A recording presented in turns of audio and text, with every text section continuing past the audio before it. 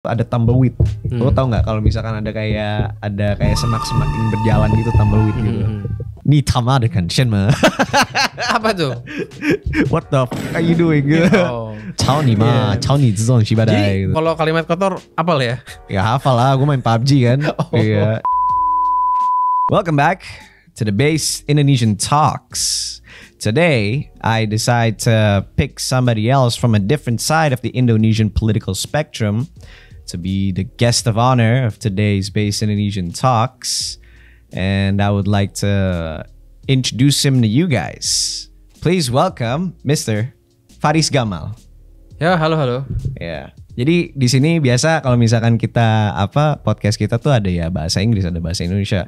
Biasa sih full English sih. Oke. Iya, tapi ya would you prefer full on English atau mau gimana? Ya, gua sih full Indonesia aja lah. Full Indonesia ya? Iya. Oke, siap. Jadi Faris Gamal ini adalah caleg gagal ya? Caleg gagal. Iya. Caleg yang nanti akan berhasil. Akan berhasil. Oke, siap. Itu keniscayaan itu. Oke, keniscayaan. Itu keniscayaan. Kita harus manifest itu. Ya. Emang kita harus manifest ke situ. Terus wujud manifest lo apa nih menjadi caleg nih? Untuk nanti. Iya. Ya ini gue sedang berjuang 5 tahun ke depan untuk dilantik.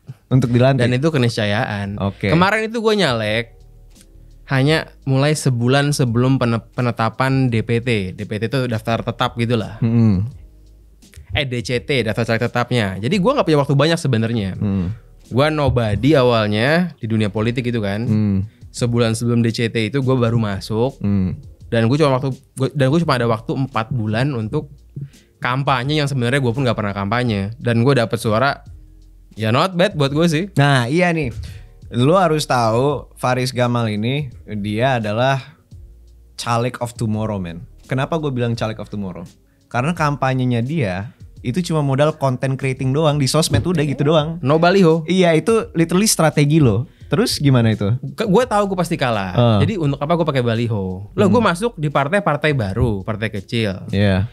Gue masuk sangat injury time. Iya. Ngapain gue harus bermimpi untuk menang? Pasti kalah. Cuman gue butuh viralnya dulu loh. Gue butuh menyematkan gue nih politisi gitu. Terus suara lu pas waktu pemilu dapat berapa? Dapat 1050. 1050. Iya. Wah, itu setara sama siapa tuh? Itu setara dengan ya mirip Manik lah, kalah dikit. Kalau Manik Perindo ya? Iya, beda dapil sih. Beda dapil ya. Kalau sama Kevin Nguyen beda dapil juga sih, tapi ya kalah juga. Ya. Tapi lagi-lagi Kevin Nguyen di Gerindra, gue di Partai Gelora. Ya mungkin dia juga nggak pakai baliho ya. Gue juga nggak pakai baliho sih. Iya. Tapi gue hanya sekali sebut partai gue apa. Itu di H-1. Gue nggak pernah kampanye. Secara teknis gue nggak pernah, karena kampanye itu kan ajakan memilih. Gue nggak. Gue cuman bilang di bio gue caleg DPRD dapil sekian. Gue nggak pernah bilang gue partai apa. Jadi orang banyak juga yang DM gue setelah pemilu, dia mau milih gue tapi nggak ketemu muka gue. Iya. Jadi gue nggak all out. Kenapa tuh? Apa mungkin asumsi? Ini asumsi dari gue ya. Mungkin bisa lo lurusin ya. Apa mungkin Gegara Gelora itu ada yang bilang itu adalah PKS light atau gimana? Gue nggak mau aja sih bahwa gue dicap sebagai orang partai apa selamanya gitu loh. I see. Kadang kan ada branding yang melekat itu loh. Meskipun udah pindah partai tapi ya ini orang masih aja kayak brandingannya itu. Ini orang orang Fahri Hamzah nih. Misalnya kayak By the way, gitu. nggak tahu Fahri Hamzah, dia adalah pemain lama nih. Wah, itu sih legend itu. Dia legend. Itu ya. legend lah. Dia yang ngebuka Gelora kan sama Anies Mata. Iya. Jadi mungkin sedikit untuk permisa Base Indonesian, mungkin lu bisa jelasin kayak Partai Gelora tuh sebenarnya apa sih? Ya, Partai Gelora itu pecahannya PKS. Dulu Anies Mata itu presiden PKS. Ada suatu masalah, dia akhirnya bikin partai sendiri lah, bareng Fahri Hamzah. Fahri Hamzah itu adalah wakil ketua PKS zamannya Anies Mata jadi presiden PKS. Tapi kenapa Anies Mata nggak masuk Dewan Syuro aja dia di PKS? Gue kurang paham sebenarnya tentang struktur perbedaan di pengurus dan di majelis syuro, karena gue juga bukan orang PKS, gue bukan demografi orang PKS sih, gue nggak tahu. Cuman gue ya, kalau keluarga gue sih pendukung PKS, tapi kan pendukung simpatisan doang, bukan yang kader, bukan. Tapi lu cara masuk Gelora tuh gimana? Gue punya temen di S2 gue, dia ini adalah anaknya Anies Mata. Oke, I see. Selesai. Gitu. Anaknya Anies Mata ya? Iya. Kenapa? Networking. Kebetulan itu mah. Kebetulan, I see coincidence. Ya partai baru pasti kan butuh Pasti. butuh orang yang bisa nyalek yang iya. Dia juga punya followers lah gitu. Lu juga bisa melihat ini sebagai ya orang Indonesia bakal nyebutkan ini sebagai ya udah rezeki anak soleh udah gitu. Ya gitu sih ya. Ya sebenarnya kalau lu punya followers, nyalek mah gampang. Nyalek doang ya? Ya nyalek. Nyalek doang mah sangat gampang. Menangnya susah. Nyalek doang mah gampang banget. Nggak perlu usaha lah. Iya, nggak perlu usaha. Gratis kok, gampang banget. Ya pilih partainya tahu diri. Iya. Ya udah tahu nggak punya duit, ya pilihnya ya tahu diri kan. Gitu. Oke, I see. Jadi bukannya lu nggak punya duit malah masuk Golkar gitu. Iya, lu mau taruh di mana kan nggak muat juga. Nggak mau masuk PDI baru setahun mana antriannya panjang. Iya, antriannya panjang. Tapi kalau misalkan di Golkar kan yang ngantri bukan orang. Apa tuh? Ya. Apa nih biar jelas maksudnya? Oh ya, ya yang ngantri. Let's move on to the next topic. Anyways, gue lihat nih di konten-konten lo nih, gue melihat satu persatu kan kayak wah anjir, ini adalah street crusader banget nih orang nih, iya kan? Dan gue bisa melihat bahwa lu adalah gugus depan dari perlawanan rakyat Indonesia melawan tukang parkir. Oh gitu ya? Iya. Itu brandingannya gitu ya? Iya, melawan tukang parkir itu. Gue sampai bikin lagu rap gue bikin. Judulnya Nggak Sudi Bayar Pungli, ada di Spotify. Gue bikin lagu iseng-iseng aja sih. Gue nulis liriknya sendiri, gue ambil beat dari YouTube gitu. Ya gue bikin judulnya Nggak Sudi Bayar Pungli. Ya itu kan jadi brandingan gue selama nyalek itu dalam waktu yang tipis itu cuma 4 bulan itu.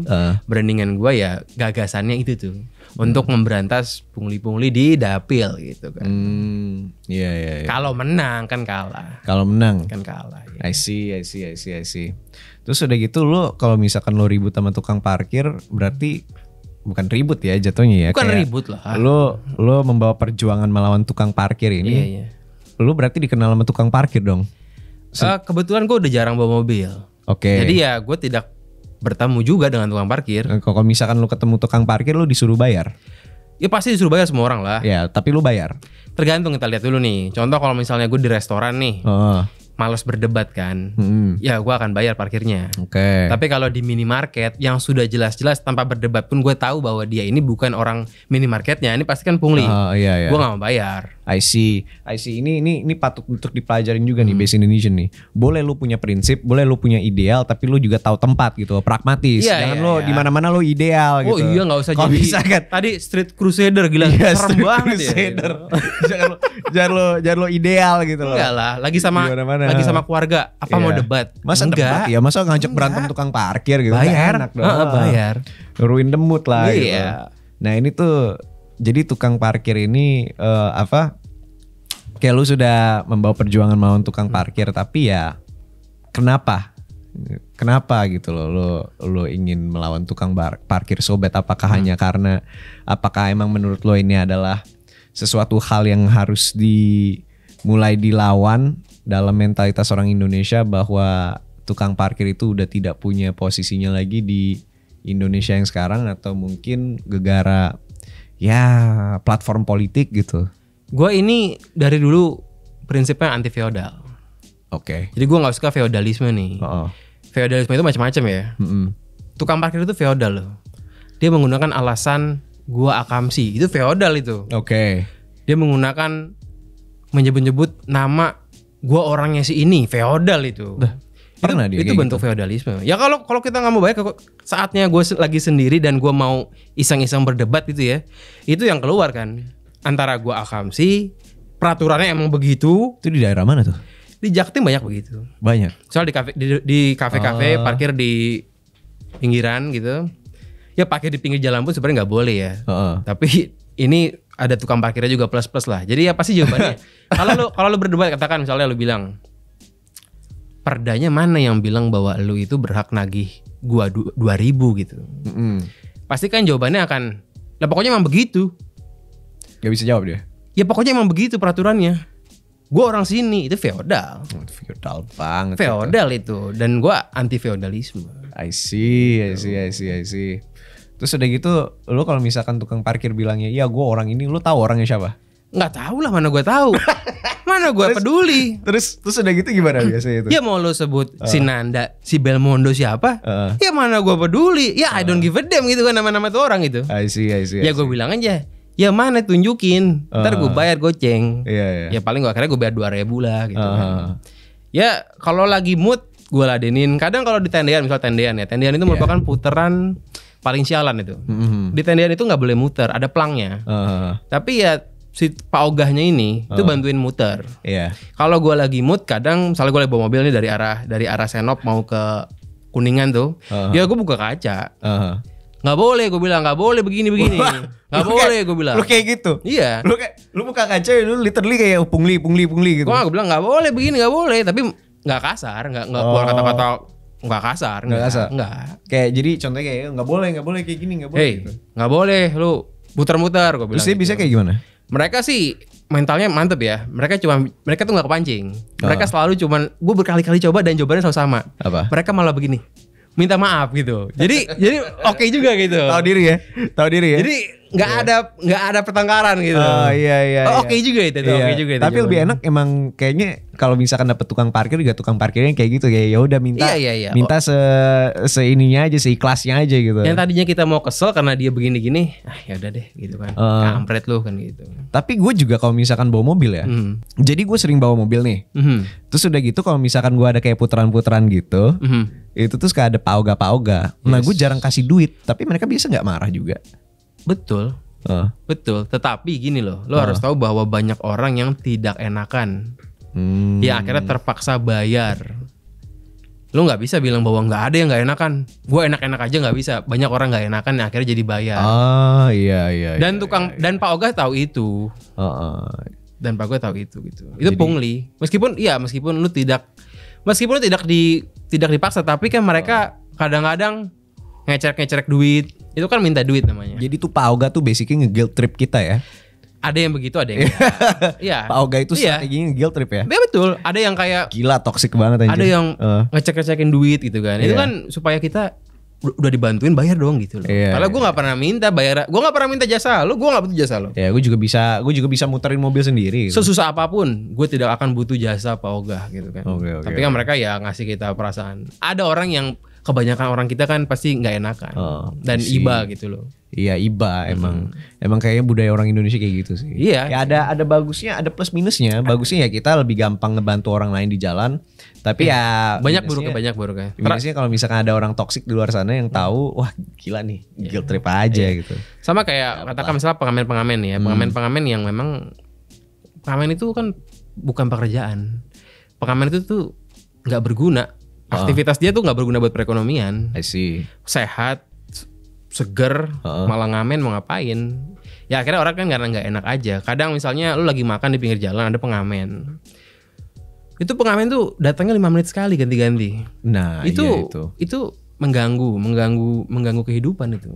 Gue ini dari kalangan menengah ya. Yeah. Jadi secara politik gue tidak akan memperjuangkan program-program yang bukan kalangan menengah sebenarnya nih. Jadi kalangan menengah itu dia tidak mencari pekerjaan. Kalangan menengah ini dia nggak kemakan tuh sama janji-janji pekerjaan lah, janji-janji harga murah. Ini kan kaum menengah kan. Kaum menengah ini butuhnya kenyamanan dan hal-hal feodal tadi kayak tukang parkir, Pak Ogah atau kayak pengamen itu mengganggu kenyamanan banget. Nah itu tuh di situ tuh concern gua gitu. I see. Emang mengganggu kenyamanan banget sih. Apalagi kalau misalkan gue makan di Senayan gitu. Di Taichan Senayan tuh kalau misalkan makan tuh suka 3 menit sekali, malah bukan 5 menit sekali. Tapi kadang ada pengamen yang emang gue suka iseng. Bang nyanyi Fly Me to the Moon. Bisa dia Fly Me to the Moon. Gue dapat 10.000 nih gitu. Ya kalau yang show kita bisa berdebat lah. Yang levelnya show ya. Tapi kan gue gak punya datanya. Tapi gue bisa yakin bahwa mayoritas bukan show. Mayoritas pengamen itu adalah pengemis. Mayoritas tuh begitu. Betul. Dan itu mengganggu. Sangat mengganggu. Paham sih gue. Tapi gue paling menarik itu yang barusan balik lagi ke tukang parkir ya. Yang lo bilang ya gue orangnya ini gitu. Berarti ini tukang parkir ini ada backingannya dong.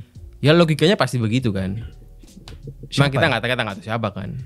Tapi asumsi lo aja nih siapa nih? Ya asumsinya adalah ya semua orang tahu. Tapi kan gue juga malas berasumsi lah. Oh, I see. Gue malas berasumsi lah. Kecuali lagi off cam kan gitu maksudnya. Oke.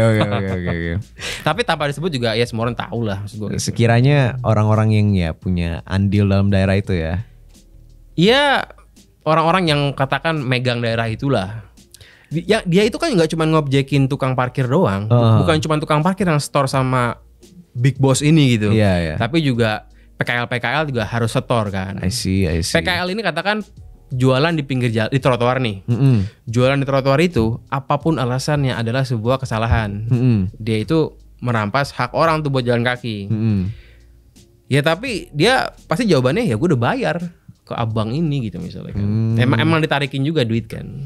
Jadi bisnisnya seperti itu ya. Ya jadi hal-hal yang salah tapi dilegalkan dengan cara setor ke siapapun itulah. Abang-abang itu. Gue Pak Ogah, tapi gue kan udah bayar gitu loh. Bayar. Gue PKL tapi gue udah bayar. Lu bayar ke siapa? Gue nggak tahu lu bayar ke siapa. Ya gitu. sebut Bang X. Bang X siapa? Bodoh amat yang gitu. Kita nggak tahu ya. Nggak tahu siapa Bang X. Emang Bang X siapa? Presiden gue kan bukan. Nggak pernah tahu siapa namanya gitu.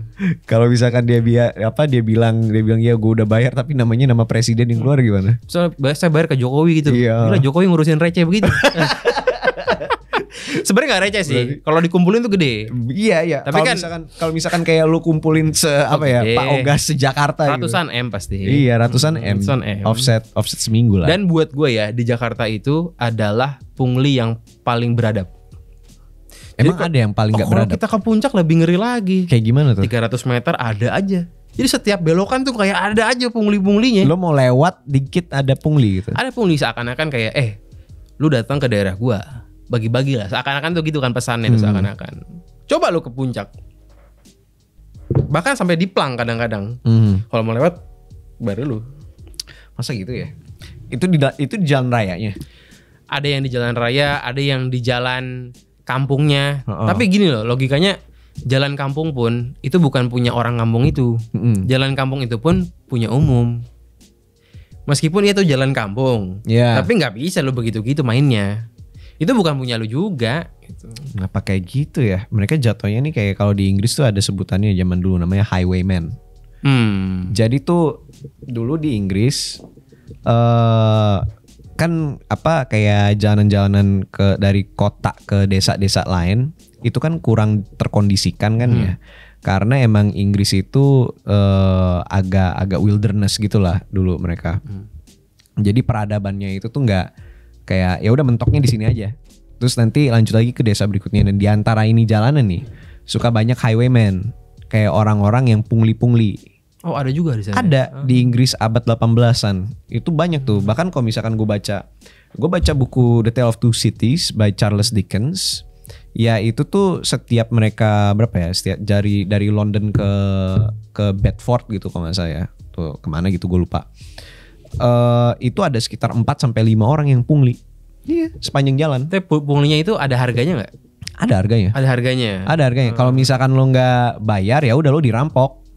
Lebih ngeri lagi tuh. Iya, lebih ngeri lagi. Mending bayar kan daripada dirampok kan. Nah, si Robin Hood itu justru juga dia kata orang-orang mereka menduga bahwa Robin Hood itu juga pungli sebenarnya. Dia tuh Pak Ogah. Oke. Iya. Ke orang-orang kaya.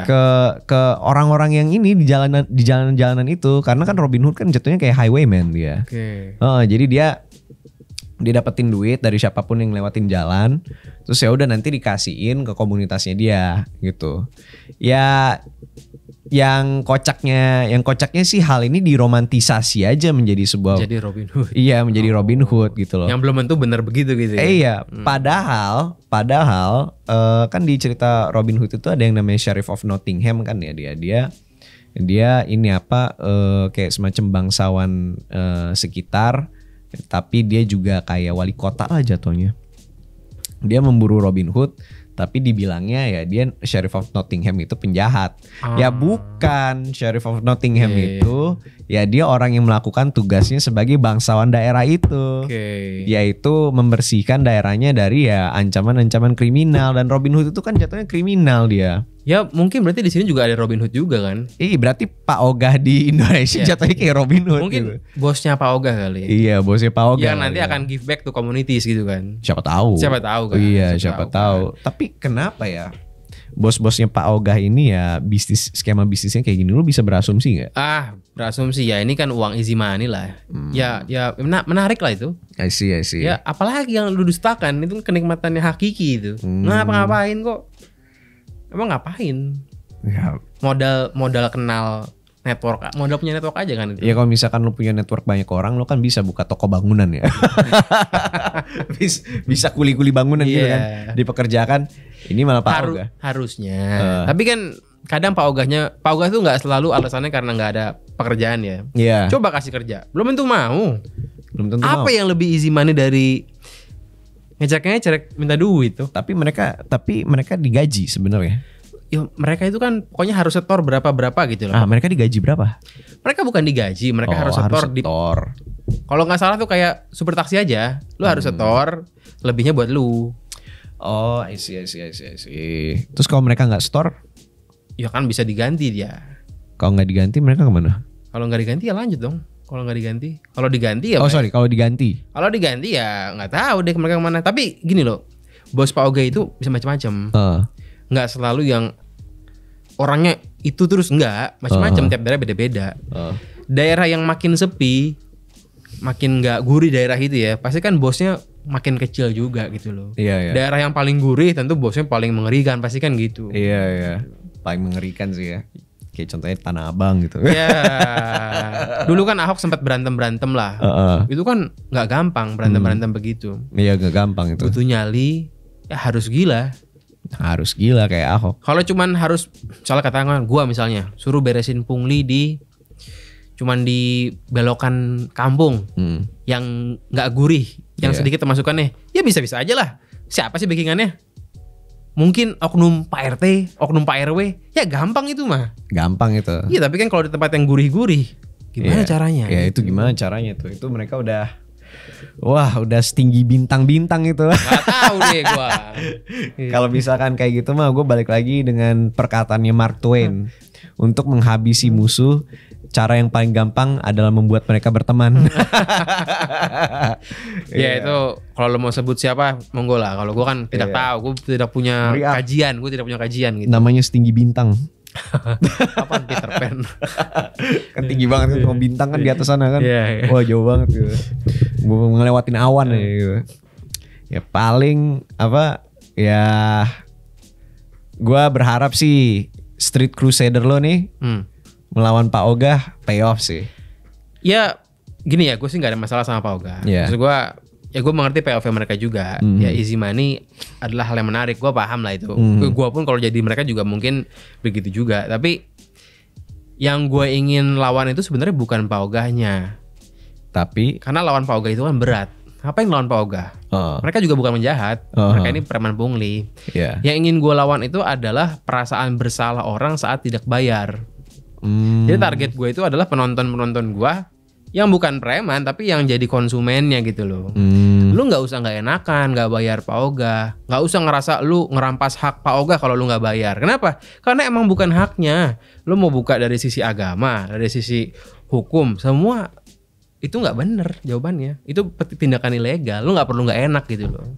Berarti tujuan lo ini adalah membuat orang melawan rasa guilt trip. Iya, bukan ngeberantemin Pak Ogah juga. Iya. Jangan bayar, pelan-pelan mereka hilang sendiri gitu loh. Oh, isi. Ini nggak ada konsumennya, kabur lah dia juga. Iya, mending nggak usah bayar, mereka jadi lapar kan. Kayak misalnya gini juga nih, lo parkir di pinggir jalan, jangan dong.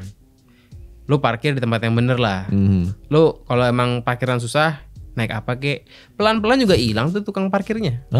Pelan-pelan hilang. Pelan-pelan hilang kan nggak ada konsumennya kan. Kalau misalkan nggak ada supply, nggak ada demand. Iya, ini kan terjadi karena orang kitanya pun, nih masyarakatnya pun demen juga bayar. Nggak ada demandnya kan bayar. Iya. Kan? Sesimpel di dalam mall aja, orang tuh demen lo bayar goceng buat dibantuin dapat spot yang lebih gampang gitu. Iya, ngetips kan. Padahal udah no tipping kan.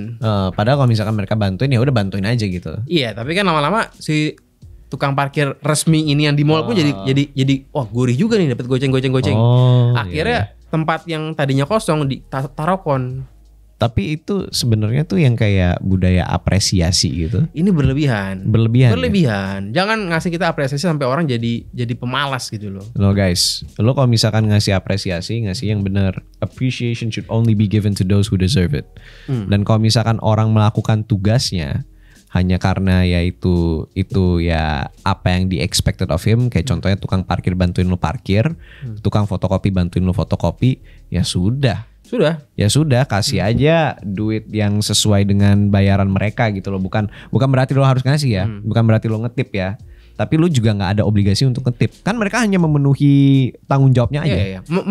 Mau ngetip ya monggo lah, karena tapi ngetiplah ke orang yang kerja gitu loh. Iya, orang yang kerja. Kalau contohnya kalau misalkan tukang parkir tiba-tiba kayak, kayaknya bahaya nih, gue bantuin deh sini, angkutin barang-barang lo gitu. Mungkin bisa kali ya ditip ya. Ya itu kan bukan pekerjaan dia. Pekerjaan dia kan adalah parkirin mobil. Kalau disuruh angkatin barang, ya tip dong. Ya tip ya, seenggaknya ada apresiasi itu. Masuk akal. Apresiasi harus dilakukan gitu. Bisa dilakukan, tapi juga lo harus ngeliat juga lo ngapresiasinya itu dia ngapain. Kalau misalkan lo apresiasi dia karena dia melakukan tanggung jawabnya, ya lama-lama masyarakat kita juga jadi complacent lah gitu. Nih logikanya begini ya. Lu ngasih tip ke tukang pungli, lu ngasih uang ke tukang pungli. Iya.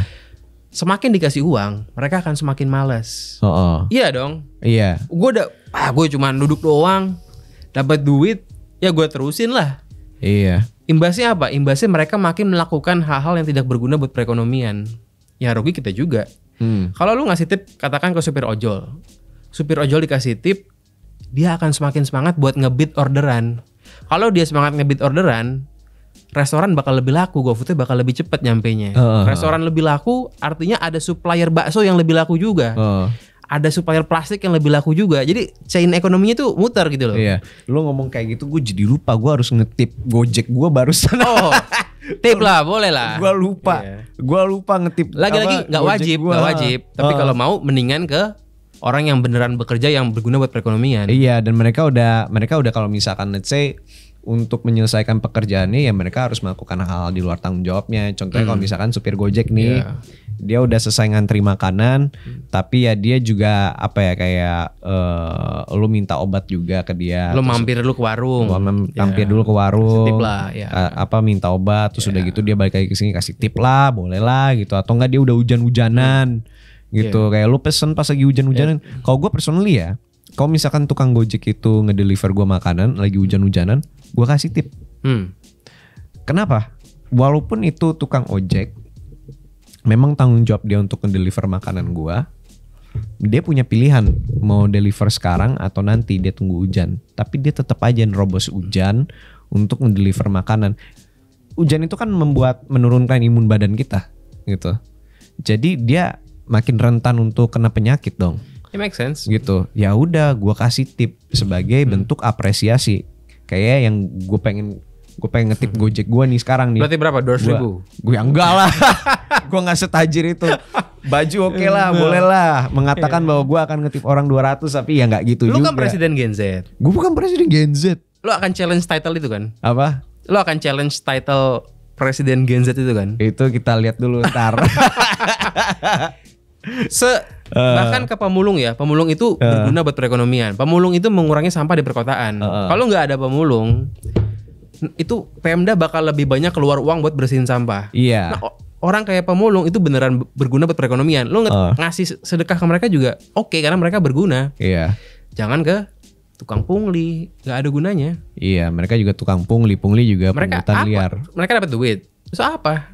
Siapa yang jadi untung? Apa chain yang akan dapat duit? Nggak ada. Ya paling si abang-abangan itu yang untung udah.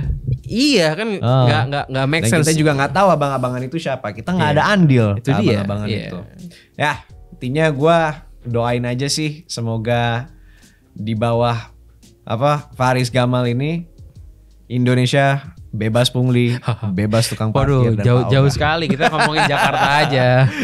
Tapi anyways, moving on to the next topic. Selain tukang parkir ya, concern lu terhadap Jakarta tuh apa lagi sih? Iya, lagi-lagi kan gue bilang concern gue itu buat kaum menengah nih. Jadi soal kenyamanan. Kalau orang kaya kan concernnya soal pajak nih, pajak masih kecil. Kalau gue concernnya soal kenyamanan. Jadi public transport juga termasuk isu gue. Supaya nyaman dong, karena macet itu kan yang paling kena Hajar tuh kaum menengah tuh. Paling stres kerja ke kantor, tiap hari pulang tuh puyeng. Aduh stres tuh gue tuh. Ya solusinya cuma satu, public transport yang bagus gitu. Nah itu concern gue juga tuh. Public transport emang ada yang kurangnya di mana tuh?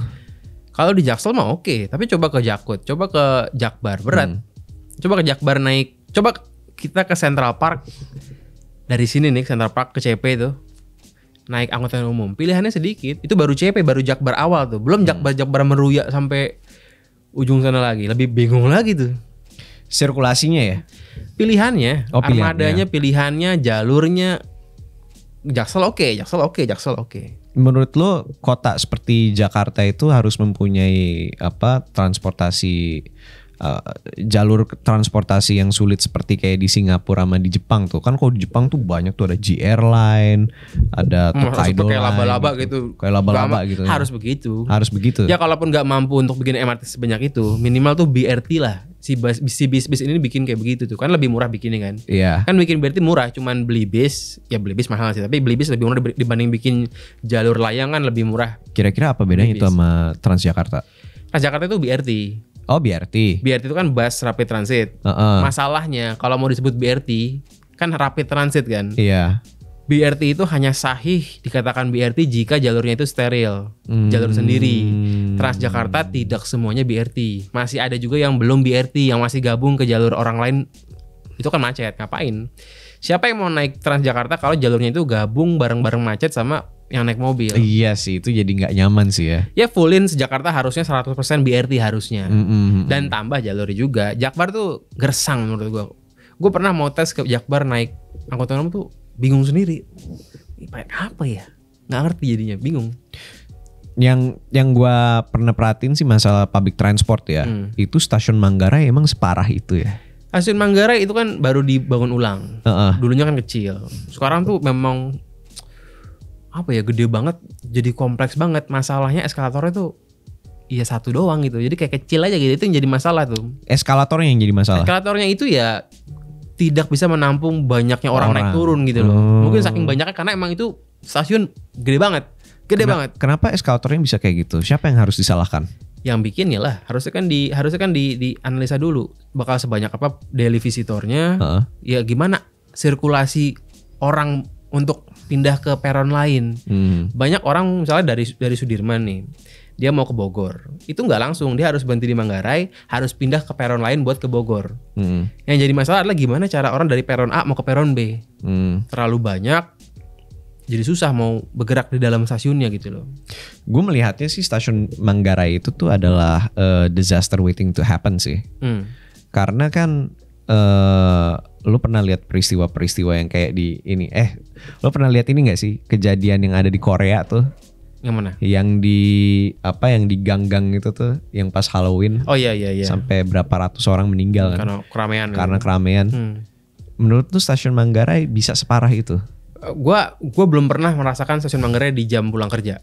Gua belum pernah tuh. Tapi kalau dari Twitter di video-video ya sengsara sih kelihatannya ya. Iya sih sengsara ya. Orang gue denger katanya juga di Twitter sampai beberapa orang juga resign dari kerjaannya gara-gara udah 3 hari pulang pergi lewat stasiun Manggarai. Masuk akal. Kalau minimal kalau gue jadi di Rut KAI minimal nih ya, gue akan wajibkan semua pegawai KAI itu naik kereta juga supaya tahu rasanya gitu loh. Iya supaya improve rasanya gitu loh. Nah gue ngelihatnya tuh kayak mereka tuh kayaknya nggak nampakin kakinya aja sih ke stasiun-stasiun ini. Mereka cuma datang, terus udah gitu lihat, terus kayak oke, lewat sini, terus pergi. Dibilang gitu. Bagus gak stasiunnya? Bagus.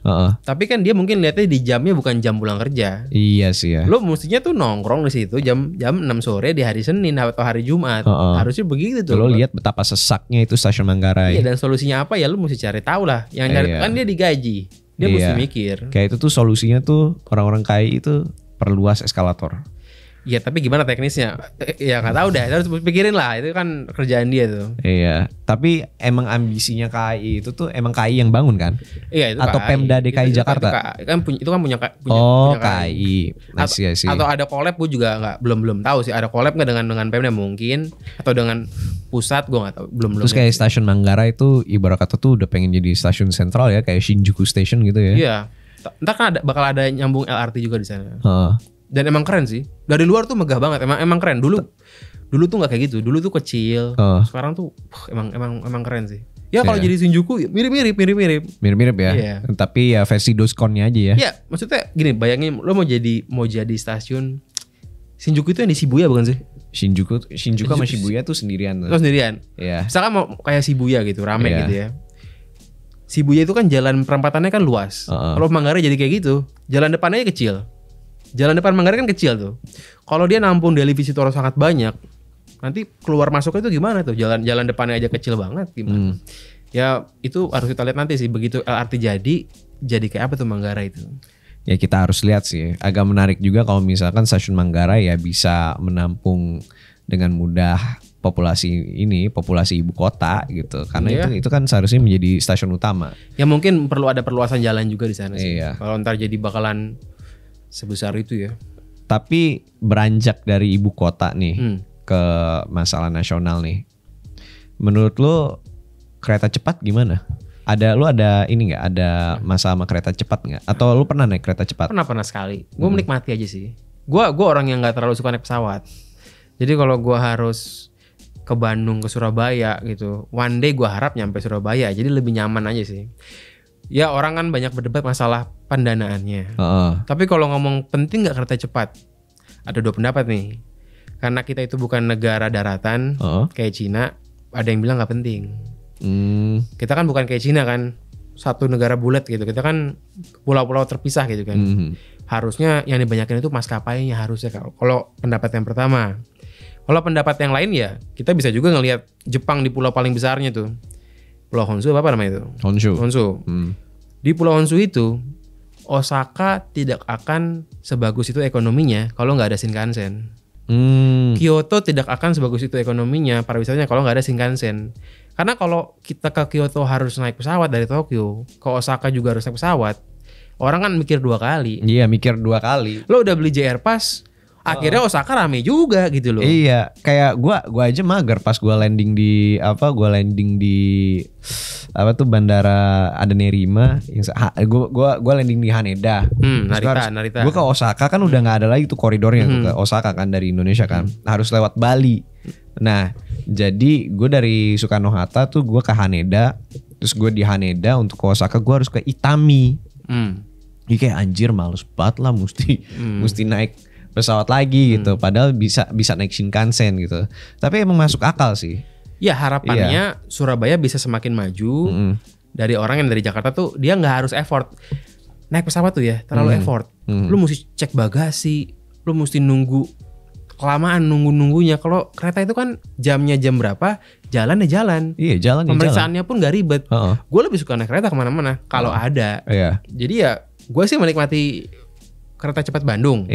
Cuman ya kita bisa berdebat lah soal itu benar apa enggaknya. Tapi harapannya nanti one day Surabaya bisa semenggeliat Osaka. Bisa sih. Bandung menjadi Kyoto kayak gitu-gitu loh. Surabaya tapi emang dulunya semegah Hong Kong. Gitu ya? Asal lo tahu. Iya, ini fun fact aja nih. Mungkin out of topic ya. Tapi gue juga ingin, sebagaimana lo membagikan pengetahuan ke gue juga ingin membagikan pengetahuan gitu loh. Dulu tuh Surabaya tuh Big W bro. Nah, Surabaya itu dianggap saingannya Hong Kong. Iya kan? Lu perhatiin di kapal-kapal zaman dulu. Kalau misalkan mereka kapal-kapal di mana lintasan West Coast gitu atau nggak di Pasifik gitu, pasti tulisannya 2. Antara tulisannya rata-rata Hong Kong atau nggak Soerabaja gitu. Antara 2 itu. Jadi tuh dulu tuh orang tuh bangun kapal tuh di Surabaya. Kalau nggak bangun kapal di Hong Kong ya di Surabaya. Makanya kalau misalkan lu pergi ke Surabaya itu tuh dermaganya tuh gue lupa namanya tuh di Surabaya tuh apa ya, Tanjung Perak ya di Surabaya ya, Tanjung Perak kan. Gue nggak tahu sih. Itu dermaga Surabaya tuh mereka bangun kapal banyak tuh di situ. Dan memang tempatnya tuh ya mirip-mirip Hong Kong, kayak metropolitan abad 19-an gitu. Hong Kong kan kayak, lu pernah ke Hong Kong? Pernah. Lu ke Hong Kong tuh kayak serasa kayak walaupun udah modern ya, udah modern kan, tapi kayak serasa tuh infrastrukturnya itu tuh masih abad 19 banget. Iya, ada tram gitu. Nah kalau nggak salah tuh di Surabaya tuh dulu tuh ada tram juga tuh. Sampai sekarang di Surabaya ada tram nggak sih bang? Nggak ada ya? Nggak ada. Orang Surabaya tahu. Enggak, gua random aja nanya. Siapa tahu pengalaman hidupnya lebih banyak daripada gua kan. Iya. Terus jadi, kenapa sekarang turun katakan gitu? Ya gua nggak paham juga. Mungkin gegara Surabaya itu udah bukan menjadi fokus utama ini kali ya, fokus utama negeri kita ini ya, republik ini ya. Karena dulu pas waktu zaman Hindia Belanda, Surabaya itu emang kota terbesar di di Indonesia. Bukan Batavia. Bukan Batavia, justru Surabaya. Iya, yang jadi besar. Dan Surabaya itu emang pas zamannya Majapahit emang center of trade. Ya mungkin itu bisa kembali jika ada kereta cepat. Iya. Ya lagi-lagi debatable lah. Ya emang cuma mentok di Surabaya aja sih. Iya. Nggak bisa ke Bali, nggak bisa ke Aceh, Medan nggak bisa. Lagi pula kalau misalkan pesawat lo harus nunggu berapa jam, tapi flightnya dekat. Tapi kalau misalkan naik kereta, ya lo datang aja, ya paling lo nyampe Surabaya 2 jam 3 jam. Lo bisa datang mepet kalau kereta. Iya, kalau pesawat tuh lo mesti, kayak ribet aja gitu. Mesti lama waktu nunggunya. Iya. Dan tapi kritik gue adalah anehnya ya kereta cepat ini kan dibangunnya tidak nyampe Bandung, nyampainya kan di Parahyangan. Iya. Dan anehnya itu begitu sampai Parahyangan, kalau lo mau ke kota Bandungnya naik kereta feedernya, itu durasinya adalah sama seperti dari Jakarta ke Parahyangan. Jakarta Parahyangan 30 menit. Parahyangan Bandung 30 menit juga. Iya, dan itu mengesalkan aja sih. Dan menurut gue ya, itu pas waktu gue turun di stasiunnya, di stasiun kereta cepat di Bandung tuh. Ya. Itu gue kayak anjir ini middle of nowhere banget. Lo di mana? Lo Tegaluar kali. Tegaluar gue. Tegaluar tuh memang lebih di luar lagi gitu. Iya, gue di Tegaluar kan. Iya. Kayak anjir ini mah di middle of nowhere. Akhirnya lo mesti naik travel lagi. Pas gue turun ini zaman kampanye nih. Jadi lu pada pemirsa nggak usah tanya gue kerjanya sebagai apa, tapi gue kerjanya mewah kok. But anyways, gue turun ada konvoy. Kita naik konvoy nih pas lagi kampanye nih, kita naik konvoy. Dan pas gue jalan keluar dari stasiun Tegaluar tuh, wah anjir, itu kayak middle of nowhere, kayak bener-bener wilderness, kayak ada sawah gitu situ. Kalau di Amerika tuh bener-bener tuh ada tumbleweed. Lo tau nggak kalau misalkan ada kayak semak-semak yang berjalan gitu, tumbleweed gitu. Kayak gitu, semati itu. Dan emang jauh mau ke Bandungnya. Terus gue bilang kayak anjir lah, gue kalau misalkan masuk Bandung mesti masuk gang-gang gitu. Ya ini infrastrukturnya jelek banget. Itu gitu. Penyesalannya tuh, ya mungkin bebasin lahan di Bandung susah. Jadi ya harus begitu ya. Ya menurut gua kereta cepat itu berpotensi sih. Karena gua hitung jaraknya kalau misalnya pakai kereta cepat, kalau dari Jakarta ke Bandung, dari Jakarta ke mana tuh ke Surabaya, itu 3 jam kurang. Oke. Sementara dari Tokyo ke Osaka itu 3 jam lebih. Gue pas waktu OTW dari Osaka ke Tokyo tuh, gue ngitung tuh, gue komparasi jarak. Dan jaraknya tuh kayak ibarat kata Jakarta ke Surabaya, iya. Mirip ya? Mirip. Ya harapannya, atau ke Semarang ya, gue lupa ya. Osaka tuh apa sih nama jalan yang ramenya itu Dotonbori. Dotonbori ya. Harapannya kan nanti di Surabaya ada Dotonborinya gitu. Iya, tapi ya kenyataan kalau tidak nyampe itu. Contoh anehnya di Jakarta tuh kereta cepatnya mantap. Nyampenya di Halim, langsung nyambung LRT, bisa nyambung kemana-mana. Di Bandung belum begitu kan. Iya, di Bandung belum seamless itu gitu loh. Belum lagi challenge-nya kereta cepat itu di Indonesia adalah 2. Yang pertama kondisi kita kan tropis ya. Jadi mungkin materi-materi yang dibangun untuk kereta cepat ya beda-beda. Itu mungkin lebih mahal buat melawan pengikisan atau lumpur dan lain-lain gitu. Terus kedua, ini mungkin bakal menimbulkan banyak sekali polemik sih. Masalah duitnya dari siapa dan teknologinya dari siapa gitu. Ada sentimen juga kan. Ada sentimen. MRT dibikin sama Jepang nggak ada sentimen.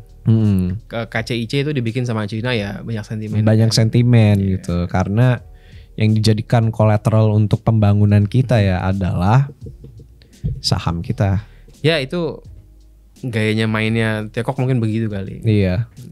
Tapi emang kalau misalkan kita lagi on air gitu, kita harus ngomongnya Tiongkok ya, bukan Cina ya? Gue anak sastra Cina nih buat info kan. S1 gue sastra Cina. Enggak sih, gue ngomong ya Cina aja lah. Oh iya. Ya kalau gue lagi inget gue ngomong Tiongkok. Gue kan bukan pejabat negara juga, kenapa gue harus terlalu strict begitu lah. Oh, lu sasar Cina ya? Sasar Cina gue. Berarti gua lah. Nisha Chung Renma. Ya, itu wabu cetau lah. Itu barusan gua nanya apa ya? Barusan gua ngomong apa ya? Lu ngomong apa tadi? Lu orang Cina bukan? Oh, lu orang Cina bukan? Ini Chungkoren Ma gitu. Chungkoren. Oh ya, kalau Chungkoren Ma apaan? Ya, Ma itu nanya. Oh, Ma. Akhiran nanya. Lu Chungkoren bukan gitu. Kalau gue sih ya ada yang nanya kayak gitu, wobohoi sho chungwen. Iya, lu gak bisa ngomong. Iya, gue gak bisa ngomong. Wobohoi sho. Ya gue itian-itian bisa lah. Iya. Terus paling bahasa Tiongkok yang gue paham lagi ya. Ni tama de kan shen ma. Apa tuh? What the fuck are you doing? Oh. What the fuck are you doing ya tuh? Kalau kalimat kotor apal ya? Ya hafal lah, gue main PUBG kan. Iya. Cao ni ma, cao ni zong shibadai. Jadi gue ini kenapa belajar bahasa Cina? Karena gue ingin menjadi politisi yang super inklusif. Super inklusif. Iya. Gue jenggotan tapi gue bisa bahasa Cungko. Tapi lu bisa bahasa Arab. Ya bahasa Arab kalau doa bisa aja kan. Kalau doa. Kalau ngomong nggak bisa. Tapi kalau bahasa Mandarin bisa ngomong. Bisa. Ya, dengar berita mah nggak bisa. Tapi kalau ngomong doang mah bisa. Oh, ngomong doang bisa. Ngomong bisa lah. Oh. Sekedar untuk bahwa gue nih inklusif bisa gue. Gitu. Oh iya. Wah gila sih, keren sih. Kenapa modal politisi itu? Iya, modal politisi memang betul sih kayak gitu ya. Kenapa lu nggak coba belajar bahasa lain gitu? Bahasa apa ya? Ya kayak bahasa Sunda gitu. Atau bahasa Jawa dulu gitu. Di UI ada bahasa Jawa sih. Cuman bahasa ya Jawa. Gak tertarik aja gue. Oh gak tertarik. Jadi bahasa Mandarin ya? Mandarin. Oh, kalau bahasa lain yang lu bisa apa? Enggak, itu aja lah. Bahasa Inggrisan, bahasa Mandarinan yang bahasa Indonesia udah. Bahasa Eropa gitu nggak ada? Enggak lah, gue bukan Prabowo. Kalau Prabowo tuh bisa Jerman, Perancis semua bisa tuh. Oh, dia mah bisa sprechen Sie Deutsch. Wah, dia mah bisa. Terakhir nih ya, sebelum gue lupa nih, selain public transport, juga penting sebenarnya ngomongin ruang ketiga. Ruang ketiga itu merupakan tempat di mana masyarakat itu berkumpul. Ya, lu ngomong mall, taman, gereja, masjid, dan pokoknya tempat dia ngumpul buat beraktivitas itu elemen penting tuh buat masyarakat di perkotaan. I see. Gak cuma di rumah, kan pertama di rumah, kedua ruang kedua itu di kantor. Ruang ketiga ini juga penting banget sebenarnya buat kelangsungan masyarakat perkotaan, itu penting banget. Tapi masyarakat perkotaan kan Jakarta panas, jadi biasa ruang ketiga yang dipakai ya mall-mall doang. Iya, masalahnya mall itu bukan pilihan terbaik karena gini. Kalau kita mau ngomong percontohan ya, daerah ruang ketiga terbaik di Jakarta, jawabannya adalah Melawai. Melawai? The best third place. Yang di Blok M itu? Yes. Pantesan lu ngajak gue nongkrong di sono. Lu tahu kenapa? Kenapa? Karena indikator ruang ketiga terbaik adalah di mana semua orang setara. Di sana, lu nggak punya duit, lu mau cari makan 10.000 ada. Ada. Di sana lu orang kaya, lu mau cari makan yang sekali makan 1 juta ada juga. Kalau kita ke Mall Pondok Indah nggak begitu. Tapi kayaknya Blok M emang gue setuju sih butuh revitalisasi sih. Dia memang klasik dan bagus, trotoarnya lebar-lebar, Little Tokyo-nya mantap. Tapi pas gue kesana kadang beberapa daerahnya bau sih. Apa contohnya? Mall-mallnya? Bukan mall-mallnya. Apa? Ya, trotoarnya. Trotoarnya sebelah mana yang bau? Ada gotnya bagaimana? Iya, ada gotnya. Ya, itu perlu dipelihara tuh. Ya makanya mesti direvitalisasi kan. Iya, tapi itu tempat di mana lu bahkan di Melawai, di dalam Little Tokyo-nya itu, lu bisa nyebrang jalan sembarangan. Saking dia itu tempatnya aman banget buat pedestrian. Iya, tapi emang kalau nggak salah yang gua ketahui juga emang Melawai itu didesain sedemikian rupa mirip-mirip Kabukicho kan. Kabukicho tuh di mana Tokyo? Yang di Tokyo. Kayak mirip-mirip jalan-jalanan kayak di Kabukicho, kayak di Ueno. Di emang mirip kayak gitu kan. Emang daerah Blok M deket-deket situ emang. Iya. Kalau didesainnya kalau orang ngomongin Jepang kan. Sejarahnya ya. Iya. Kebayoran Baru itu adalah kota sendiri dulunya. Iya, kota satelit. Dia kayak Bintaro lah katakan gitulah. Kira baru masuk Jakarta kan. Memang didesain dengan rapi, tamannya banyak tiap perumahan. Itu adalah contoh perumahan-perumahan yang baik harusnya banyak tamannya. Iya. Ya, cuman kan nyataannya kan gak gampang bikin taman ya karena masalah lahan. Blok M itu kan pedestriannya friendly banget. Lu mau jaywalking artinya lu bisa nyebrang sembarangan tuh gampang. Kenapa? Ya emang didesain buat mobil bisa, buat jalan juga bisa. Dia setara, orang miskin bisa, orang kaya bisa. Itulah menurut gua ruang ketiga terbaik percontohannya di Melawai. Dia tidak sempurna tapi the best. Iya. So far gitu loh. The best sih. Iya, gue bisa melihat the best sih. Karena kayak gue biasa kan kayak di tempat-tempat terbuka itu gue cuman jarang banget ke nongkrong kayak di tempat-tempat terbuka kayak gitu. Tapi sekalinya gue nongkrong di tempat-tempat terbuka kayak gitu, itu kalau misalkan gue di luar kota. Oh, di mana tuh? Gitu kayak di Bandung, di Ciamplas gitu. Kayak ya di Bandung ya. Atau enggak kayak di Surabaya, di alun-alun kota gitu. Iya. Nah, gue bisa melihat kalau misalkan pemerintah lebih aware bahwa manusia-manusia itu mau jalan di tempat terbuka gitu, asalkan seperti yang lo bilang, kenyamanan, comfort itu dipikirkan. Ya orang akan lebih, dan juga transportasi dipikirkan juga, akses ke situ gampang, akses keluar dari situ juga gampang.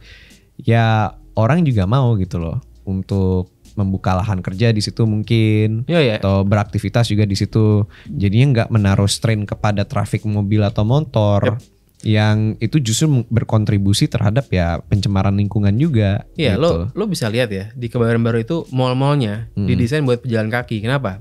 Karena dari jalan raya ke pintu masuknya itu deket banget. Dia nggak kayak mall-mall di kota satelit Jakarta yang dari jalan raya itu mau ke lobi itu jauh banget, mesti naik mobil. Kalau di Melawai Plaza, di Blok M Plaza itu jalan raya ke pintu lobi utama itu nggak jauh. Itu tanda emang dibikin buat pedestrian, bukan sekedar buat mobil gitu. Iya. Gue juga kemarin pas waktu kesana juga gue lihat juga sih emang ini pedestrian friendly banget. Gue terakhir ke situ tuh sebelum yang kemarin kita nongkrong tuh gue ke ini coy, pas gue SMA atau SMP gitu. Kayaknya SMA deh, kelas 1 2015-2014. Itu ada ini Cisai. Makan Jepang. Bukan, ini Cisai itu kayak festival Jepang gitu. Iya, gitu. Iya. Ya itu di situ gue lihat ya enak aja sih gitu di situ. Ya kekurangannya pasti ada tapi transportnya baik, semuanya mantap. Ya itulah si Melawai sih. I see. Ya menurut gue sih kalau misalkan ngomongin masalah urban planning, you're the man sih. Enggak lah, gue sastra Cina yuk. Ya kan nggak apa-apa murtad dikit. Tapi yang gue tertarik sih bagaimana seorang yang menghabisi waktu di sastra Cina itu ujung-ujungnya bisa lebih tertarik kepada hal-hal urban environment sama urban planning. Kaum menengah. Iya butuh sih. Kenyamanan. Butuh kenyamanan dan dari kenyamanan itu ya lo bisa menyuarakan aspirasi orang-orang kaum menengah yang selama ini merasa malahan lebih disingkirkan daripada kaum bawah. Oh pasti gitu. Itu kan nggak gurih soalnya. Iya nggak gurih itu. Tapi lo bisa mengemasnya dengan cara-cara gurih gitu. Tapi gue percaya sih 2029 Faris Gamal ini akan menjadi representatif rakyat. Kita lihat nanti. Akan lanjut di Gelora? Nggak tahu sih. Gue lagi kuliah lagi kajian perkotaan. Jadi ya kalau sudah matang dan gue pede ya ada tempat yang lebih masuk akal untuk menang ya kenapa enggak kan gitu. I see. Partai buruh lah. Kecil juga. Well, anyways, that is it for today, guys. Faris Gamal from Gelora, everybody sharing his woes as the member of the Jakartan middle class. Terima kasih udah datang. Yo. Gua tunggu episode selanjutnya ya. Oh ya, by the way kita akan ada episode caleg-caleg gagal. Doain ya guys. Seperti seru. Faris Gamal di sini. Caleg-caleg gagal. Ditunggu. Sebenarnya lo ya sih yang harus ngomong kayak gitu ke gue, bukan gue sih yang ngomong. Gue menunggu perdebatan pembenaran caleg-caleg gagal itu gitu. Iya. Pembenarannya apa gitu. Faris Gamal ini akan menongol di episode caleg-caleg gagal dan itu akan seru sih. Harusnya. Anyways, thank you for appearing today. Yo. Ya, barusan kita salaman pakai bahasa Indonesia, sekarang kita salaman in English. Okay. And I will see you guys in the next episode of the Base Indonesian Talks. Bye-bye, Base Indonesians. Subscribe to the Base Indonesian Show. Dijamin halal